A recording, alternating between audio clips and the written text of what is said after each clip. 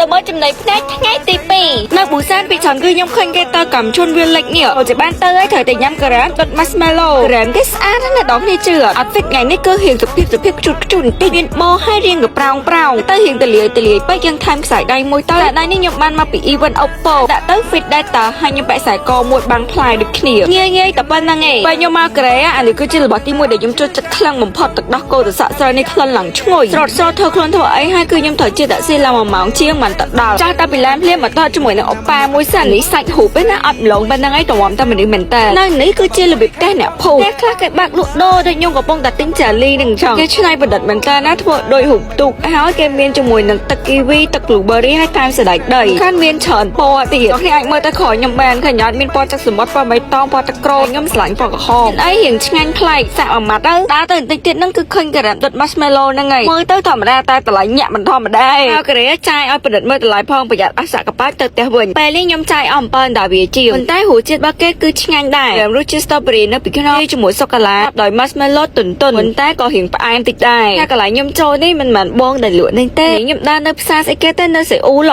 ឃើញគាត់លក់ដូចគ្នាចែកយកមកដាក់ឲ្យអ្នកខ្ញុំមើលទៅហើយតើហ្នឹង7ដាវីហ្នឹងមិនតែការ៉េមែនខ្ញុំមានណាជាមួយណាដៃមឹកនេះគេប្រឡាក់គ្រឿងមួយសេរី barbecue ញ៉ាំទៅស្វិតបើញ៉ាំយូរទៅបានជក់មាត់ឆ្ងាញ់ហើយមានអាការ៉េមនេះតែប៉ុណ្ណឹង4មុខហ្នឹងស្រុកនេះមិនមែនមក4នាក់ទិញតែ2មុខបានទេតម្រូវឲ្យទិញម្នាក់មួយហ្មងថាទៅពិបាកដែរនៅនេះពុនតែពុនអីគេថ្លៃនេះមិនសូវសាប៊ូអូប៉ាទេតែសាប៊ូស្រីស្អាតហើយភាគច្រើនគឺភ្ញៀវទេសចរគេមកលេងដូចតែយើងដែរនៅហ្នឹងភាគច្រើនគឺគេគូគនូនៅលើអញ្ចឹងឲ្យយើងថតអីអញ្ចឹងណាហើយគេល្បីកន្លែងកូនកញ្ជ្រោងនេះគាត់តែគេចាំថតរូបមួយវាហ្នឹងគឺថាឡើងមកជួគេបានថាល្បីដែរខ្ញុំខ្ជិលឈរចាំតែខ្ញុំថតតាណាអញ្ចឹងនេះយកតាណាអស់មកនេះបើនៅនេះជាអ្នកប៉ិនដែរចូលទៅតាមច្រកតូចទៅមានហាងកាហ្វេប្លែកកន្លែងលយអីដែរតែបងខ្ញុំជារទេសរអញ្ចឹងខ្ញុំដើរមើលបានប៉ុណ្ណឹងពីច្រើនឃើញគេដាក់លក់របស់ដូចជា souvenir ឬនៅសៀមរាបយើងដើរ pop street វីដេអូនេះមិនសូវមានចំណៃផ្នែកឲ្យមើលដល់ខ្ញុំមើលបងប្រុសខ្ញុំទៅអូប៉ាដែរតែក៏អូប៉ាមកពីខ្មែរតែអីរៀនហើយខ្ញុំប្អូនថ្លៃហើយក៏បានតែចំណៃផ្នែកប្លែកចាំទៅរកស្អែកទៀតតែដេកយកកម្លាំងហើយមុនដេកសុំញ៉ាំជាមួយនឹងប្រេងពេញប៉ោះសិនអូយនៅនេះមិនសូវមានបន្លែផ្លែឈើស្រស់ញ៉ាំទេមានពេញប៉ោះក៏ខ្ញុំឆ្កឹះចេញដែរតែផ្លែពេញប៉ោះពិតជាល្អដល់សុខភាពប៉ុណ្ណាអ្នកនរនេះខ្ជិលញ៉ាំមិនសូវចូលចិត្តបន្លែផ្លែឈើស្រស់អ្នកនរគ្នាអាចញ៉ាំជាមួយនឹងប្រេងពេញប៉ោះនេះបានញ៉ាំមកក្របស្មើនឹងយើងញ៉ាំផ្លែពេញប៉ោះរហូតដល់32ផ្លែហើយថាប្រយោជន៍ហ្នឹងក៏លើសពីផ្លែពេញប៉ោះដូចគ្នាដោយសារតែប្រេងពេញប៉ោះនេះគឺគេចម្រាញ់ជាមួយនឹងផ្លែឈើជាច្រើនមុខទៀតហើយវាមានតួនាទីជួយពង្រីកដើមទ្រូងបែបស្រីៗដែលទ្រូងគាត់ឆ្លុះគ្នាអាចញ៉ាំអានេះបានសំឡើងចេញពី